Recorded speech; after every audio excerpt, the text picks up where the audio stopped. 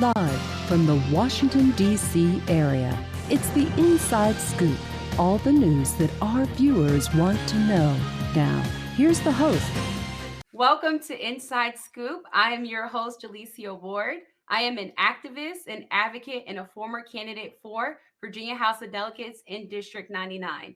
I now co-host with Network Nova Power Lunch, a weekly Zoom show produced by unstoppable women to amplify the voices and issues of Virginia grassroots. And speaking of powerful women, I am honored to be sharing the same space with our guest, Deborah Woolen, founder and editor-in-chief of What She Said magazine, a magazine specifically created for Black women in politics. Deborah, welcome. Thank you so much, Jolicia, for having me. Super excited about this. Absolutely. Girl, listen, you know I'm coming with the energy. Look, we just got to give a quick 2 snaps, a quick 2 claps for Black Girl Magic, because listen, I know that you have dedicated your time and your energy into producing Black Girl Magic for the world. And we are so excited to have you here and to be able to share exactly what you've been working on. So we can get straight to business. Like, what inspired you to create What She Said magazine? That's a great question. So, I'd always been involved with community development, even from childhood. My first job was I was 14, and it was my first summer job in an STD clinic. So that definitely gave me a desire to. I saw the impact of helping my community.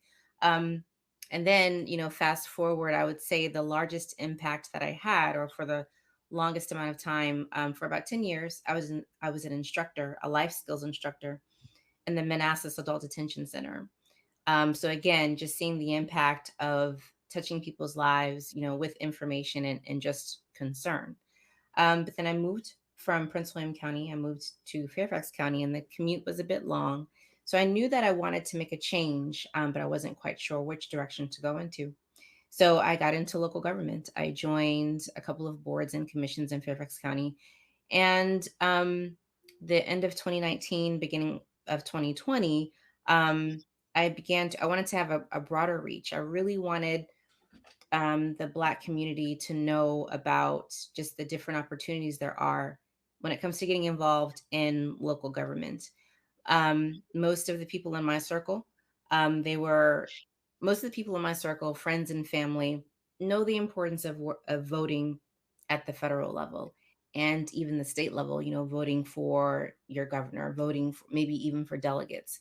But as far as really understanding the impact of local government, how that affects your water, that affects your commute to work, that affects, your children, education, I found that in my circle, a lot of my friends and family and colleagues didn't quite understand the impact of getting involved in local government. So I said, okay, I will reach out to Black elected officials and ask if I could record them and have a conversation, just letting people know the importance of representation. Well, first, getting involved in local government, and then also representation.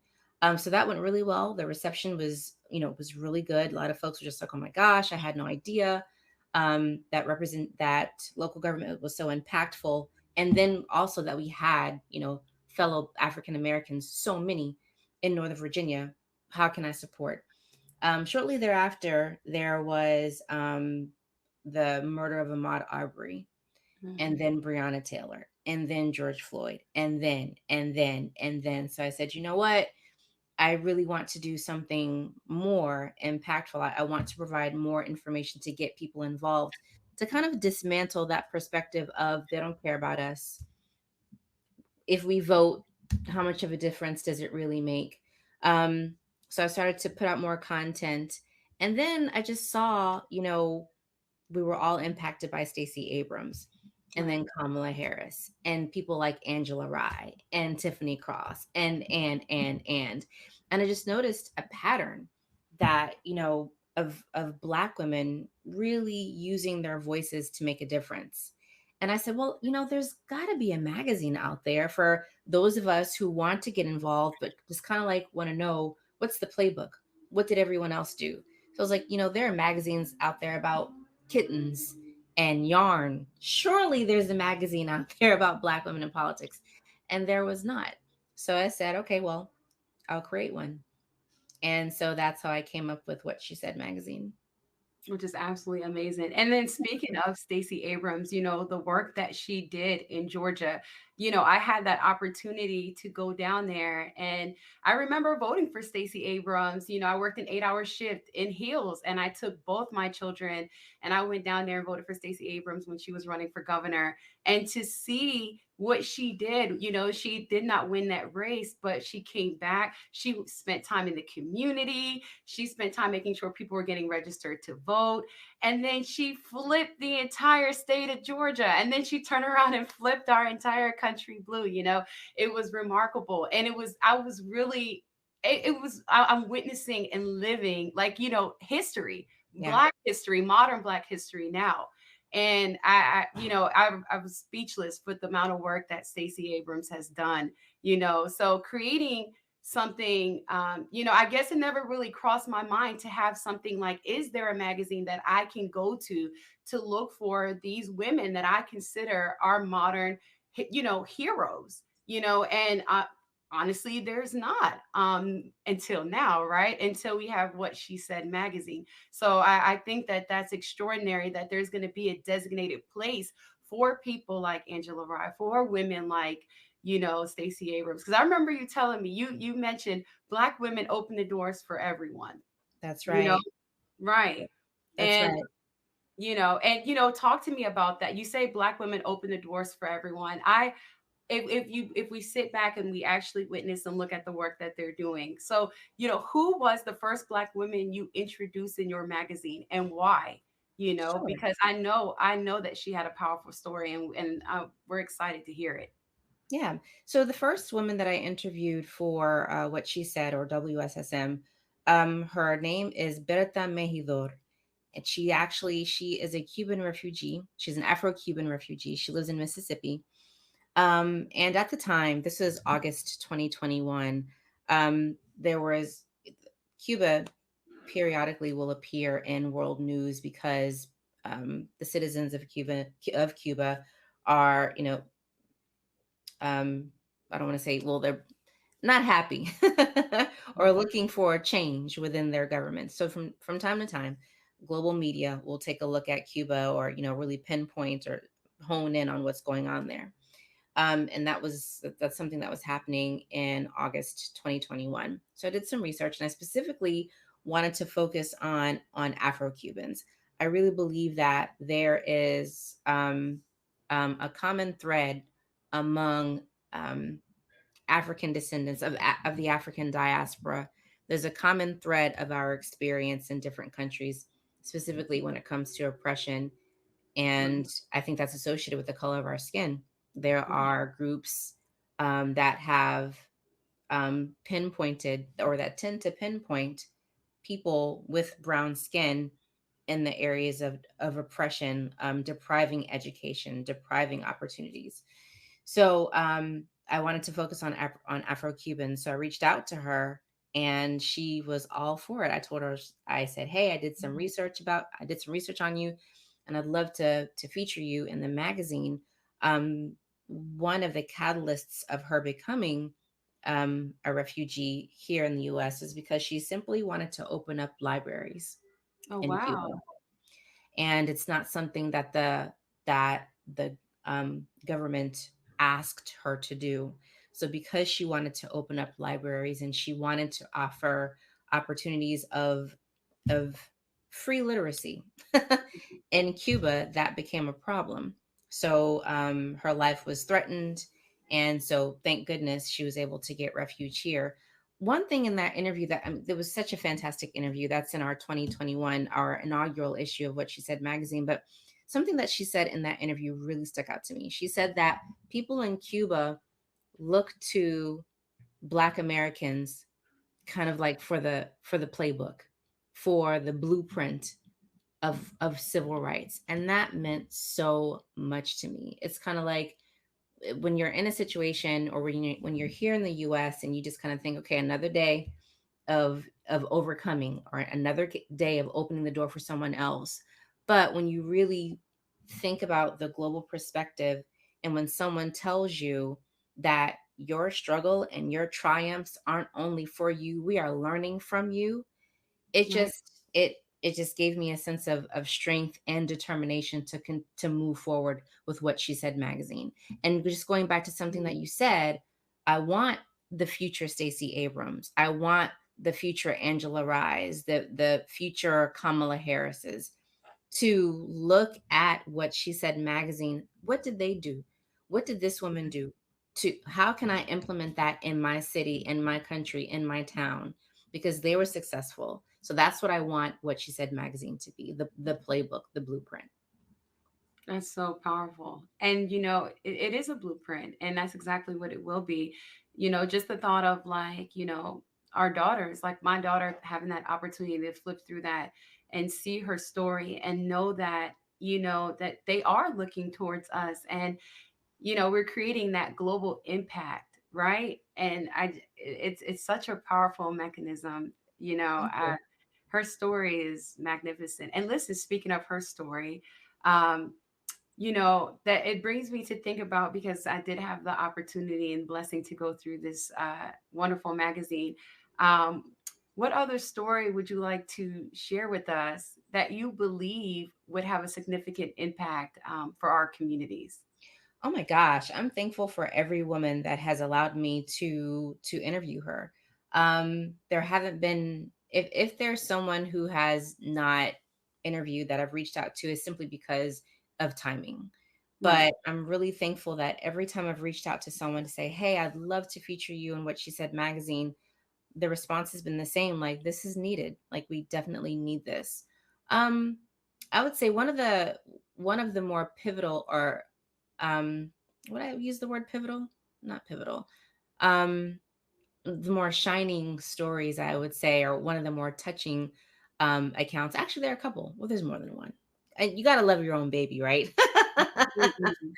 But in the most recent issue, the interview that I did with Mayor Michelle Davis Younger was Mhm. really impactful. So she is the first African American and first woman, and first Democrat to be the mayor of Manassas, the city of Manassas.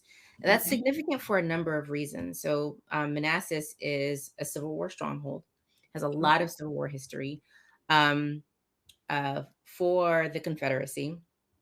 Um, Before she became mayor, she was the first African American elected to the Manassas City Council. Then 2 years later, she ran for mayor, and she won that race.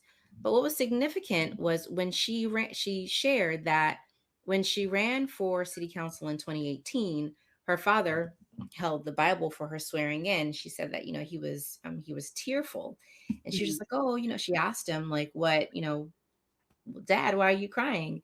And he said, and he pointed out a store that was maybe a couple hundred feet away. Whereas as a child, he could not go through the front door. If he bought a sandwich at this particular store, he had to get it through a hole in the wall in the back of this store. But here he is, as an older man, as a father, as a grandfather at this point, holding the Bible for his daughter to be mayor of this same city. And she also Mhm. mentioned that when she was elected mayor, her mother became emotional. And her mother shared that on Grant Avenue, which was the next street over from where she was being, I think, inaugurated, Right. her mom cleaned the floors of those homes. Her Mhm. mother. And here she is as the first African American mayor of this city, and she also shared that right outside of her office she sees the door to the registrar building where for colored only. That specific door was for colored only. But so just the fact that she was such a change agent. And then on top of that, with her being the mayor, she's making sure that she's not the only, she may be the first, but she's not the last. She has a program called My Mayor Looks Like Me, where she's inviting young women, but she's gonna allow young men to come in and see about local government and why you need to sit here. So Is this that program that she has? Sorry, not to Mhm. interrupt you, but this program sounds amazing. Yeah. is this something that she has that she's doing on like a state level, like people in her, or a county level, or is it she doing it on a national level? So right now she's just doing it within the city. Within the I did city. some Okay. research. Yeah, and she was actually inspired by a young lady when for Kamala Harris during her inauguration or shortly thereafter. She was looking online and saw a young lady that had a shirt that said "My VP looks like me." So she said, Oh, "Wow, then why don't I start a program that says my mayor looks like me?" my So man. again, Yeah. that's another example of Black women creating, just throwing a pebble, and then just that wave of reaction opening doors for other people. Right. Right. And representation matters. So It it's does. absolutely amazing. And is there anything else that you covered with Mayor Michelle that you'd like to share? She's such a phenomenal woman, and her being so vulnerable and so honest about and so authentic, right? I think the word that we all are searching for and yearning for right now is authentic in the political realm, especially with our culture, because it is a sense of healing for us to come in here and have our natural hair and be in our color, right, and in our power, and be who we are unapologetically in these spaces, and still lead and open doors and represent other young girls that look like you. It's I love this program that she's doing, and I love the simple fact that you're creating space to share it, because Right. if I didn't go through and have access to What She Said magazine, I would have not been able to read or hear, Mayor Michelle's story, and her parents are a part of our Black history. And That's we right. have to have these honest conversations about race in our country, and be very vulnerable to say, there is no American history without Black history, right? And she is living Black history. So it's such a phenomenal story. So thank you for sharing her story. And Sure. I definitely want to ask you, with What She Said magazine being specifically dedicated to Black women in politics, because we want to be very precise about that this is exactly what it is, because there's nothing else like it that has been created for this space. What is one thing you want your magazine to accomplish? Sure. Gosh, as I mentioned, I definitely want it to be the playbook. I want it to be, Mhm. yes, the blueprint. But again, I want folks to be able to come to What She Said magazine and learn. I want it to be a teaching tool. There are several segments we have, obviously from the editor, and that will be a message from me that will speak to the theme of the magazine. For example, the previous issue, the theme was education. So I talked about the importance of including African American contribution um, to the fabric of the United States, like why it's important for us to know that. And then so I'll have features, and that's where I'll interview um, elected officials or community organizers. But there's also sections. There's a section called "Get Equipped," where I will feature organizations and schools to give you to equip those who want to be involved in politics in any capacity. Also, there's what say you. That what say you is the op-ed section where folks will write in and just speak from their perspective. The first op-ed section was by a young lady. Her name is Joy Jones. She's an HBCU grad, but also in addition to a resident of Minneapolis. And so she wrote about the not only the impact of the murder of George Floyd, but the Mhm. things that led up to that. And one thing being a bit inobvious or not necessarily focused upon in news, um, redlining and like residential covenants where um, folks that lived in certain areas, they wrote within their HOAs and their land documents that no property Mhm. was to be sold to African Americans, and that's just how certain areas just got compacted. And then those areas that were compacted with African Americans were over policed. So again, just folks can just read stories like that and see what not to do, or perhaps understand how things got to a certain place, and how and in what way to dismantle those things in their own areas and cities. Right. It's girl. I'm telling you, and I think, to be honest, George Floyd was awakening, for all of us. It's the truth. It was awakening for myself. I started getting into social justice and work, and the work that I've done prior to running for office, after George Floyd. It was an extraordinary awakening, for everybody that was around us. If you are black, you experienced that. You looked at that like that could have been my brother, that could have been my uncle. I don't think it was traumatizing for all of us. And you know I can tell a lot of people have really moved into purpose, and a lot of people have really stepped up and are ready, to do the work that needs to get done. So, you know having this magazine, always going back to, highlighting, um, our leaders that are ready and that are taking up these spaces and that are here leading the way is revolutionary. It is. It's really revolutionary. So I'm glad that, she was able to share a certain aspect of what has happened prior that has led up to George Floyd, because we see a lot that has turned around after George Floyd, but these are the conversations like me and you are having, Deborah, and your magazine is going to allow, more people like myself, to have, even at that kitchen table with our families, if someone's flipping through it, it's going to open up those difficult conversations, that we need to start having if we're going to move forward. So, I mean, I absolutely love that and love the work that you're putting in. I know you have an awesome team. Like what's your team looking like as far as putting this together? Because listen, being an editor in chief, I can imagine. I know it's a lot of work that goes into this photography, getting out there, getting these stories. What's the process of your team? What does it look like? Like, how does someone get in the magazine, or how can people even get a hold of it? Great question.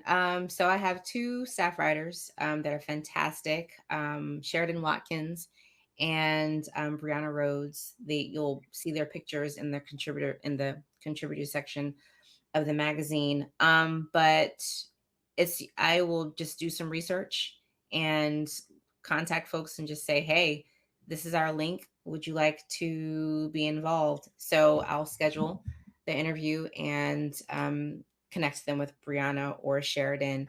And then there's some folks that have reached out to say, hey, would you mind, writing something, um, writing an op-ed for the magazine? So we'll interview, and will um, draft up the article. I'll send it to either one of them to kind of do the final reading. I design everything, um, from the picture on the front to the fonts to the colors.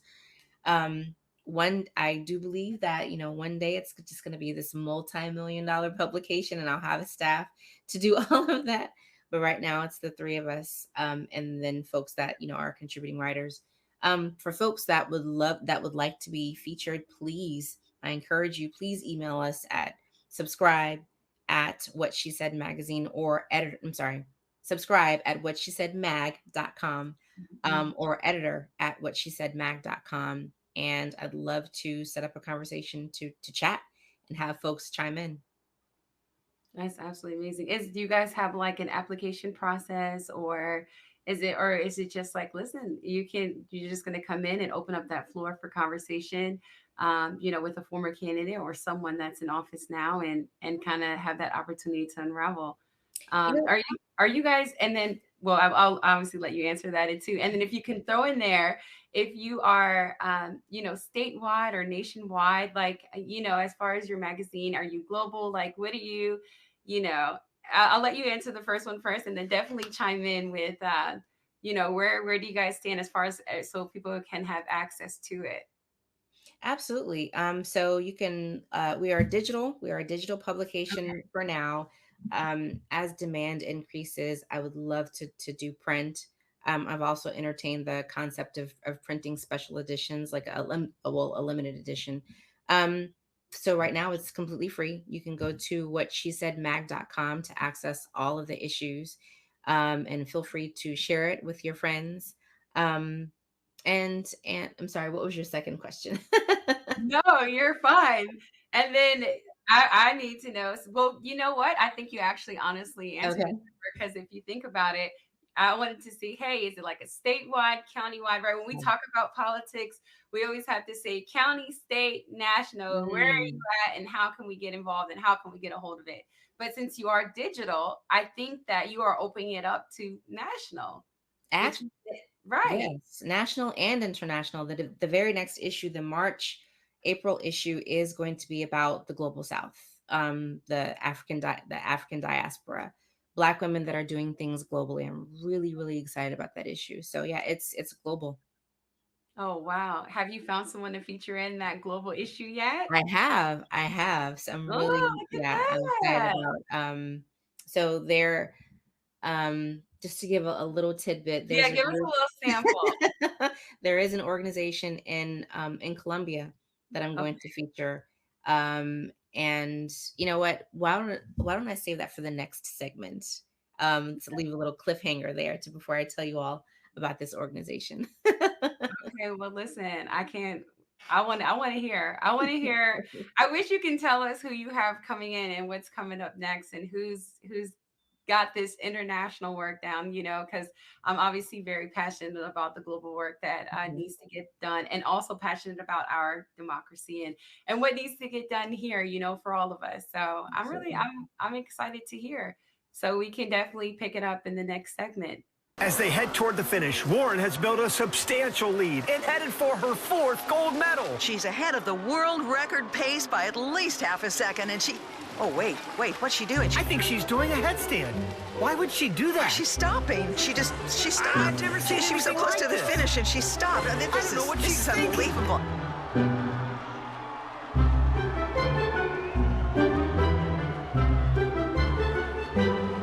Yeah, I've never.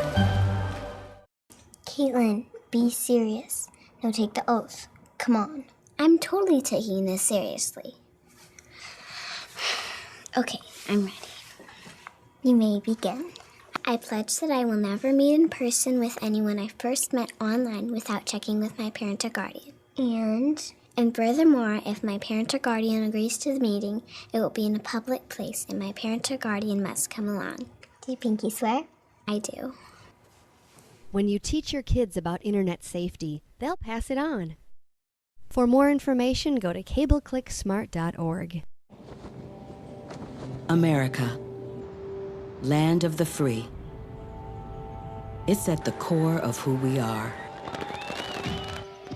Freedom. The freedom to live without fear, to drive through all 50 states, to sleep safely in our own beds, the freedom to jog where we please, to watch birds in the park, to wear a hoodie, the freedom to breathe. Before we celebrate the freedom most Americans have, we must fight for the freedom all Americans deserve. Because no matter your religion, gender, disability, age, race, all lives can't matter until Black lives matter.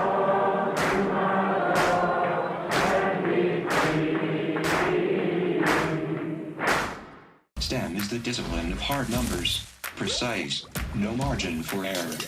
Dare to forget that. Dare to have fun with it. Get weird with it. Dare to get messy or just mess it up. Dare to program something internet breaking, record breaking. Dare to blow their minds.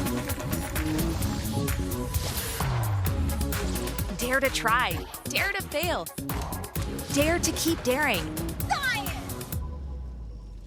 Dare to learn the difference between organic, sedimentary, and non-foliated metamorphic rock.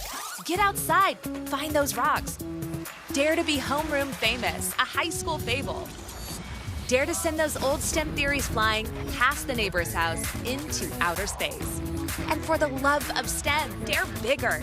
Dare to code, dare to invent, dare to explore, dare to STEM. Check out She Can STEM to get started. We're back to the Inside Scoop. Here again, your host. Welcome back to Inside Scoop. I'm your host, Jolicia Ward, and we are talking with Deborah Woolen about What She Said magazine, the magazine for and about Black women in politics. So, Deborah, we had just left off at an international March issue that's coming with What She Said. With Black leadership. We can't wait to hear about it. Definitely, at least, I think you were going to give us a sample, but we got some time. So we will take what you're going to give us, girl. What you got? So yes, so the March-April issue is going to be about the Global South. So we're going to highlight just Black women in different countries that are doing things to help their communities. One organization that I'm really excited to feature is called Amafrocol. They are an organization, they're in Colombia, South America. And so they focus on helping Black women with self-esteem and honing their gifts and their talents to help their communities and their families. And in our introductory conversation, they mentioned an event I think they're having this weekend, and it focuses on the significance of hairstyles. And it's just so interesting, like in African American culture, we all know cornrows, bantu knots, like that is such an important form of representation.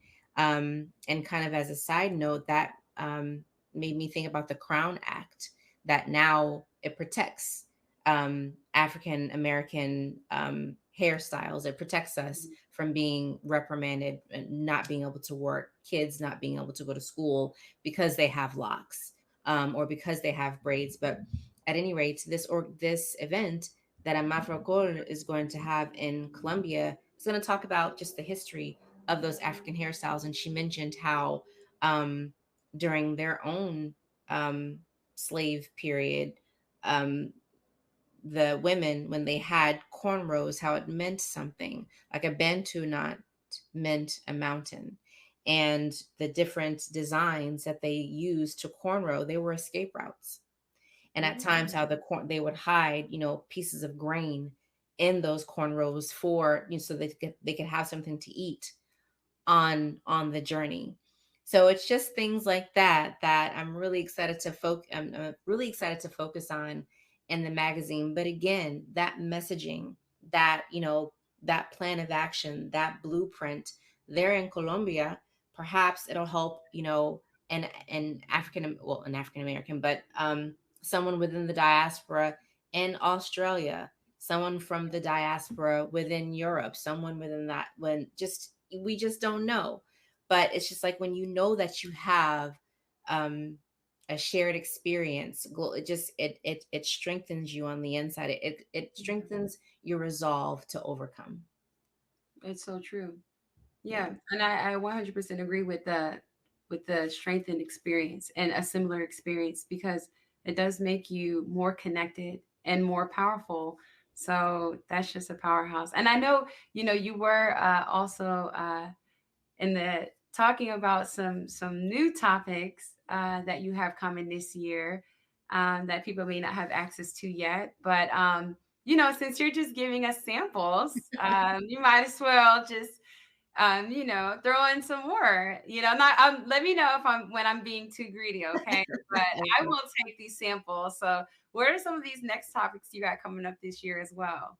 Sure. So let's see. After the Global South, we're going to talk about another issue that we have coming up is going to focus on the courts, prosecutors, your public defenders, judges. Again, well, speaking of judges, just the impact of having a Black woman on the Supreme Court. Actually, in the December issue, I interviewed an organization called #SheWillRise.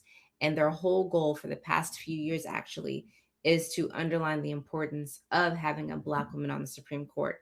So since this announcement from the White House that President Biden's goal is to nominate and to put a Black woman on the Supreme Court, like they've been getting so much energy and so much attention, and I'm really excited about that. During that interview, one thing that they pointed out was it's not so much about having a Black woman on the Supreme Court just for the sake of having a Black woman there, but there's a perspective there. There is the Black woman's having a Black woman's perspective in any seat, in any space. When that happens, she brings her intersectionality. So when it comes to what I mean by intersectionality is that when it comes to oppression, there's a certain there's an experience that a Black woman brings from being, just for lack of a better phrase, the lowest common denominator when it comes to experiencing depression. When it comes to experiencing oppression, excuse me. So not only does she experience oppression from the perspective of a woman, but even racially, like in the quote unquote lowest class, there's a perspective that she's going to add to a conversation, and there's going to be insight that she'll provide that no one else at the table 9 times out of 10 is going to have, because they usually will sit from a seat of privilege, even from being a man, even if it's not being a white man. But there's a certain level of privilege that if you are a male, there are certain things that you just don't experience. There's certain ceilings that you won't have to break through, that you're already born over. So when you have a Black woman in a space when it comes to decision making, she's going to make sure that there are voices that are represented to make sure that they are protected. So I'm really excited about that issue. About the courts. We also will have an issue that's going to focus on the midterm elections. Super important. That's so important right now. My goodness. Absolutely. Yeah. I was really excited that you were going to highlight the midterm elections that we have coming this year, in your magazine. And yeah, definitely talk to us about that, because we are all on the edge of our seat, for these midterms. Right. So what is that going to look like? How do you put that in a magazine format? Because I think that's really creative and fun and exciting to do, to put it in that type of format. So what are the midterms going to look like? Well, I'm just going to focus on the importance of midterm elections. Again, one of my biggest concerns or observations was that within our community, just having a limited perspective or having limited insight on the whole process when it comes to politics. Why are midterms so important? Why is it important to vote? How do these names get on, the general ballot? Why does Congress have the makeup that it has? Why this shift back and forth? So I want to make politics specifically for the Black community. It's like we go to Essence magazine for fashion. Right. We go to Essence magazine to see what's going on, in the lives of the latest it girl or, the latest, to get insight on the latest movie. And I want politics to be that intricate within our culture. Like, I want us to start talking about politics the way we talk about the Super Bowl, the way we talk about the Grammys. I want it to be, What She Said magazine is going to make politics sexy. For lack of a better word. So that I'm going to apply that type of lighting to midterm elections, to the courts. We're also going to have an issue where we talk about our parties within our political system. So I'm going to feature Democrats, Republicans, folks from the Independent Party, folks from the Green Party, just so we are informed, so that we can make more informed decisions. And like, as you mentioned earlier, when African Americans are, Stacey Abrams, one Black woman, was able to change, was able to flip with her energy. And of course she had help, but she flipped an entire state, which got us, flipped the country. We were able to change leadership within the White House, which was very, very important. So we see what happens when, as the African American community, when we put our energy together. We know that we are an economic powerhouse. We Right. know that we are an entertainment powerhouse. We know that we are, education. We are an education powerhouse. Think about what could happen when we really put our energy to making this country exactly what they say they want to be, a democracy where voices are represented, and we are a truly representative democracy. And so I want to highlight, Black women that are helping to make that happen because of their intersectional perspective. Right. And listen, these are the issues that are coming. So anyone that is listening right now, just know that this is this year, and these are the issues that you're going to be working on with what she said that you've already worked on and that we're going to be able to feature, So this is something, this magazine is, like you said, politics, making it sexy, and also making it a lifestyle, making it a part of our daily routine and our daily lifestyle is significantly important. And that is what having politics in a magazine with true representation looks like, right? It looks like including all right on my coffee table, and I'm speaking print into existence, girl. Even right? We're always gonna work. We're always going to move 2 steps ahead. Okay. That's So right. I'm talking about the coffee table, but digital as well, because we're in a digital era as well. But no, I absolutely, I love it. And, I'm excited for the issues that's coming, your international issue, congressional, midterms and everything else that we have coming, because it is important. And you are going to give people the opportunity to educate themselves. I do like how you're making it diverse, even with different parties, because, it's going to bring forth those conversations and those truths that people who are looking for that. So you're providing that for it. And look, and speaking of congressional midterms, we can literally move right into, and I'm not even going to say that we're going to connect it to what she said magazine, because we know President Joe Biden will nominate a Black woman, right, for the Supreme Court. And so I really want to talk to you about that, because they say black political experts say that Joe Biden administration must defend the historic pick of a Black woman in an unprecedented way, right? And so knowing that and reading that, I'm like, what is your personal perspective? And will we be able to get to see something like this near future in your magazine? Absolutely. I'm excited about it. It's definitely time. Within the first issue of What She Said magazine, I wrote about Elizabeth Grinstead.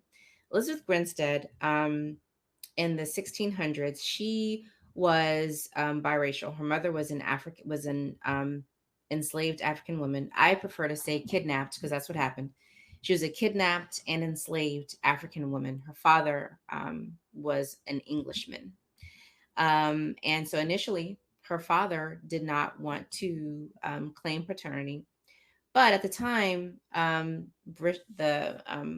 Britain was hearing about these children that were fathered by Englishmen, and they weren't claiming paternity, which was against the church.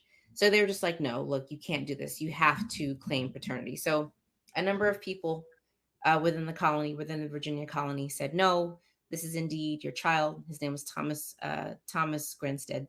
So he reluctantly had her baptized and said, okay, when she turns 15, he was an older man. And what's important to note is that he was a part of the Virginia House of Burgesses, today known as the Virginia House of Delegates. So he said, okay, when she's 15 years old, she's to be set free.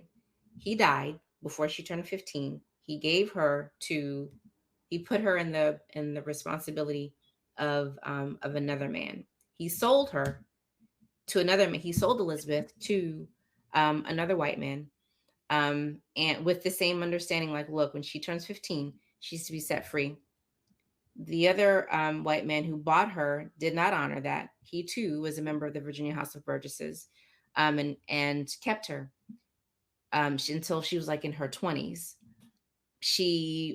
Elizabeth ended up marrying a white man who was an indentured servant. He came to the Virginia colonies to work, and he told her about the British law that said a child is supposed to take on the class of their father. So he said, rightfully, you should be free. So they were married.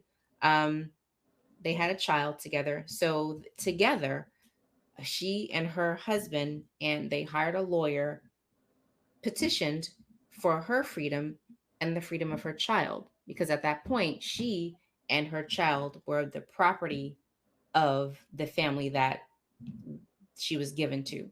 Right. So it took a few years, but and an appeal actually for her to attain her freedom. But the Virginia House of Burgesses did something interesting. Because Elizabeth Grinstead petitioned the Virginia House of Burgesses for her freedom and won, they changed the rule for the colonies, saying that they made a decision to break away from the British law that said that a child takes on the class of their father, to a child born in the colonies would take on the class of their mother. And this is important because it essentially turned a Black woman's womb into a prison. And it basically said Black women, whether the father is white or otherwise, white women gave birth to children, Black women gave birth to chattel. That is essentially what the law said. And so other colonies followed suit.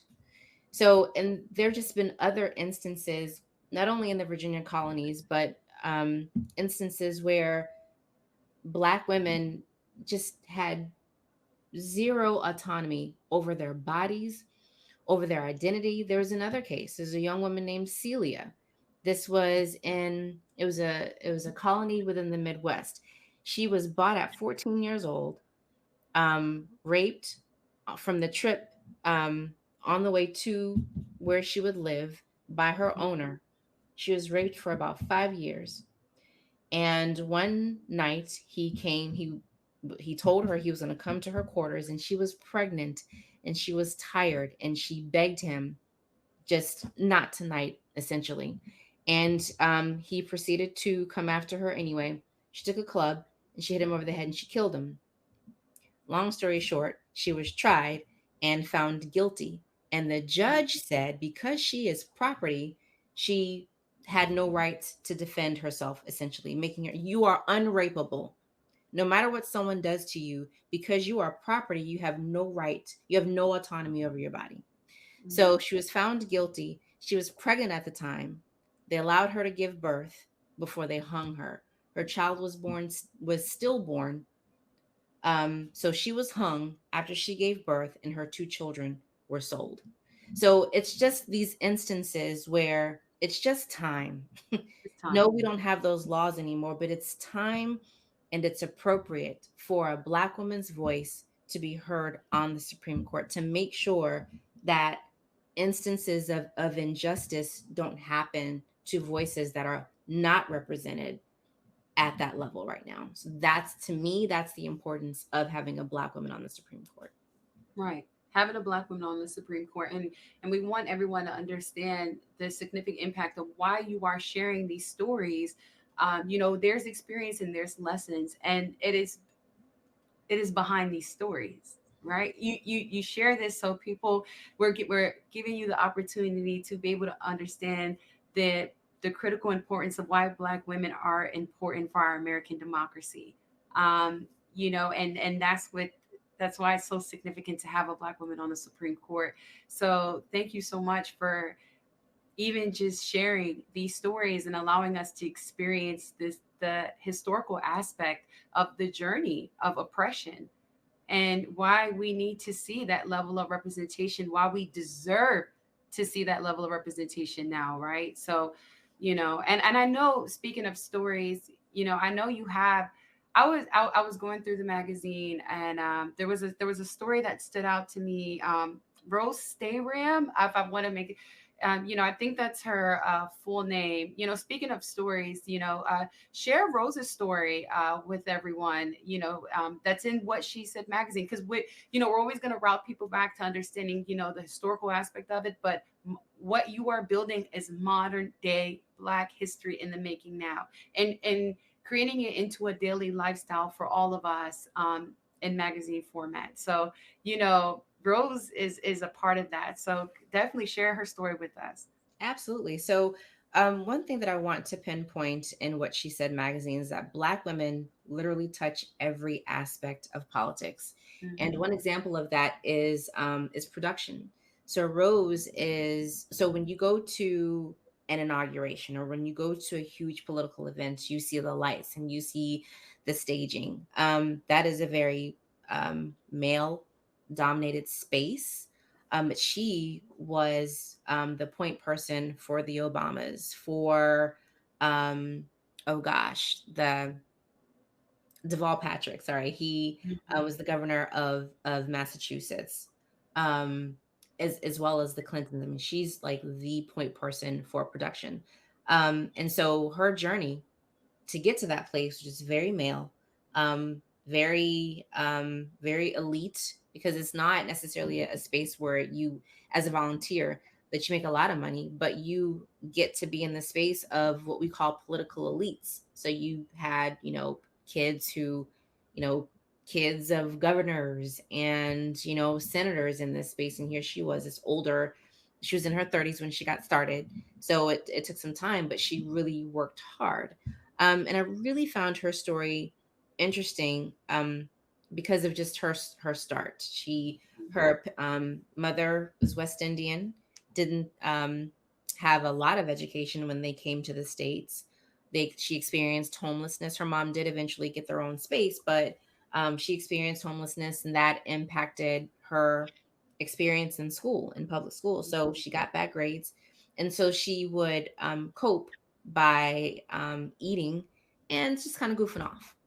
But she said that she just had a change. She knew, like, I think around her junior or senior year in high school, that she wanted to just do something different with her life.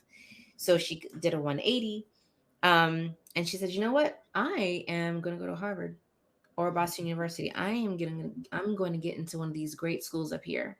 And she shared that one of her guidance counselors told her, you are an overweight Black girl with bad grades. You need to go to community college. So she said, I'll show you. So she wrote a number of essays, and Boston University took a chance on her. And now here she is, she's got her own production company, Rosemark Production. That's her company. And she is on speed dial for these heavy hitters in our democracy. So, Rose's story is particularly riveting because I think it just speaks to, again, just the importance of, the role of Black women and cultivating this thing that we say we want to be, and that's a democracy. Right. And removing these spaces of these separatists, these divisive spaces of, if you don't look like this, if you don't come from this background, you can't sit at this table. But it's these women like Michelle Davis Younger who broke barriers, like Rose Starum, like Joy Jones, like Ebony Guy. It's these women, because of the oppression that they've experienced, because of them. There's just something about the phrase "pulling yourself up by your bootstraps," because they didn't have any bootstraps, but they were still able to open up these doors for other people. That is what is going to make America this democracy that we say that we want. It's having these voices of people that experience oppression at the lowest common denominator level, and just making sure that they have a voice and open up doors for others. Right. Opening up them doors. And listen, What She Said magazine, the name within itself, right? For those who don't understand, give us a quick explanation on where the name came from. Sure. So I truly believe that words have power. Human beings are the only creation, it's the only creation by God that we have that power with. We say something, God said, let there be light one time, and literally suns are still forming. So with human beings, when you say something, it creates something. It is powerful. And so that's why I want to name it What She Said. We have that power. And I also believe that Black women, we naturally have an authority within our voices, within our within our voices, and with what we say, but not stuttering like I just did. And there's so many women in history that they've said something and we are living that thing. For example, Shirley Chisholm, she said, if they don't invite you to the table, bring a folding chair. Now you have so many people saying we're building our own table. We are, bringing our own chairs. And it was the first Black woman that was the head of HUD. I forget her name, but she actually said that she wants to wake up in the morning and hear Madam Speaker. We have that. We're experiencing that. She said she wants to hear Madam President. We're not quite there yet, but we do have Madam Vice President. So it's literally because of women, what they have said, if we listen to them and get the blueprint and get the plan, that will get us toward democratic success. I love it. And then, you got a quote on the back of the magazine, right? So you might as well just throw the quote in there too, girl, outside of what she said, because what she said is a powerful, and people had to hear the literally why you named it, because it is so powerful. But definitely talk to us about the quote. Sure. So the quote that I put on the back of the magazine says that in spite of classism, racism, and sexism, it is altruism that has catapulted Black women to the forefront of American politics. And that's just the truth. It's in spite of, Black women being deemed as classless or the lowest class, racism, people looking at us simply for the color of our skin and deeming us unqualified, unworthy of dignity, classism, racism, and then sexism, people looking at us and assuming because we are women what we cannot do. It's in spite of all those things. It's us working through those things, working with those other people may consider them handicaps, but working with those strengths that we have. And then not even considering ourselves, not even considering our own people, but considering the need of others. It's that attitude, it's that selflessness that has put us to the forefront of American politics. Absolutely. And that quote is powerful. And I love that you put it on the back because it just explains everything. It sums up everything that you are about to experience. Your magazine, What She Said, is an experience. Deborah, share how people can get subscribed to the magazine one more time. Sure, absolutely. Please go to www.whatshesaidmag.com. Please click subscribe, get on the mailing list, and just keep an eye out. And also follow us on Twitter and Instagram at _WhatSheSaidMag. All right. And listen, thank you, Deborah, for joining us. Thank you. I hope everyone subscribes to What She Said magazine. And don't forget to join us next Monday at 8 p.m. for Inside Scoop. We look forward to seeing all of you. And we hope all of you have a good night.